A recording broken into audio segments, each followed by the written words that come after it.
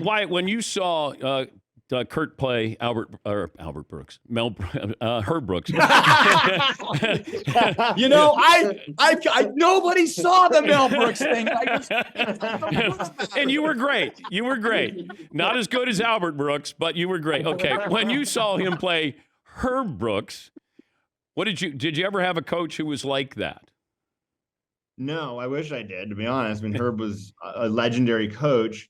My dad, I think he said before he can talk to it better, was doing his father, Bing, who was a lot like Herb, but it was in the baseball world. I think for me, I was a little distant from the process because I was playing at the time. And there was some fun stuff, actually. He would come out and practice with us, do some skating around, watch us interact, and there was a lot from the film, and Gavin O'Connor, the director as well, would come some of the games, be in the locker room. So there was a little bit of overlap, but more of what was, I guess, a testament to how good he was in that film was when Herb's grandkids saw the movie, they thought they were looking at Granddad. But it was Wyatt's first year up there playing playing junior hockey in Canada, and they came to me and they said, the beginning of the movie is young Herb. Do you think Wyatt would do it? He said, don't even ask him. He's not here working movies. He's here trying to earn a job on these teams and move forward in hockey. So Don't bother. Would you have taken him up on the offer if they asked you, Wyatt? No, they did. No, they did. Oh, they did. Oh, okay. Yeah, no, I mean, we had a good. It was the second year. We had a good team. We ended up second in Canada that year, finishing second in nationals, and we had a really good team. And that my career path was hockey, so it was like this was a very important time. And we did have a couple players actually leave the team to go be in the movie. Oh, okay. And they wanted to come back when the movie was done and be on the team again. And it was like, no way, dude. Sorry, you left this team to go join a different one. And it doesn't matter that it was a movie; it wasn't our team. So it was a little bit of a thing because it was such a big deal in Vancouver at the time. They're getting a lot of hockey players, and they were paying these guys money that they hadn't been paid before. So it was fun. Sometimes we'd play. We'd have a game in like Abbotsford, and they shot at Abbotsford right after we'd play. So we'd have like the crew in the stands, and then we'd end the game, and then my dad would come to work on the same ice that I just played on. That was kind of fun. I helped them find a lot of the locations. Actually, I turned that movie down quite a few times because it was relatively uninteresting in the form that it was in.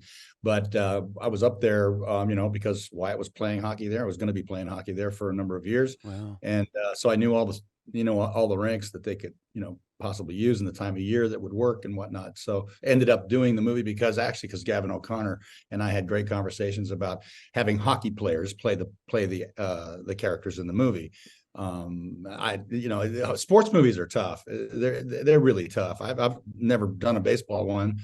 It depends on the story, and really generally their sports stories are written by fans.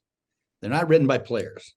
And there's a completely different mindset coming out of the players, from the player's point of view than there is a fan's point of view. And, very few are made by people who either played the game or played some high level or professional level of the game. And those are usually much better.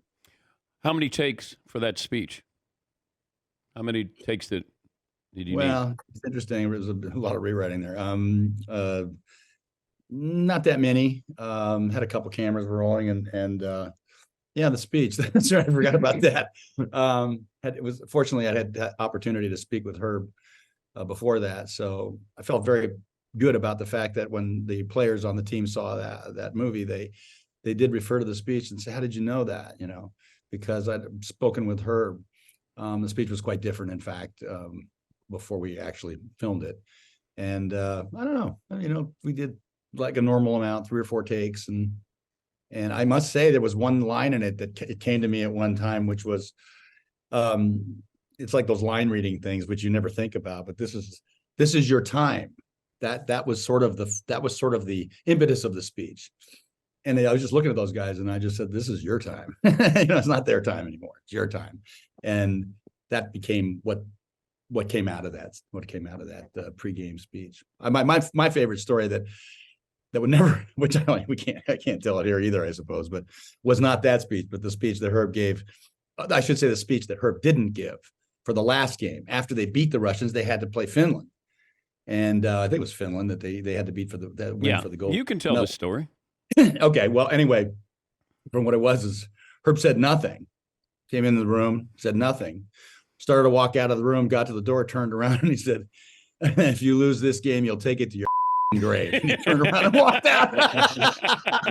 I wanted to shoot that and have no sound of my voice, but have Herb already narrating the ending of the movie, but you could read his lips. That would have been awesome in the credits. I think it would have been great. Yeah. Oh.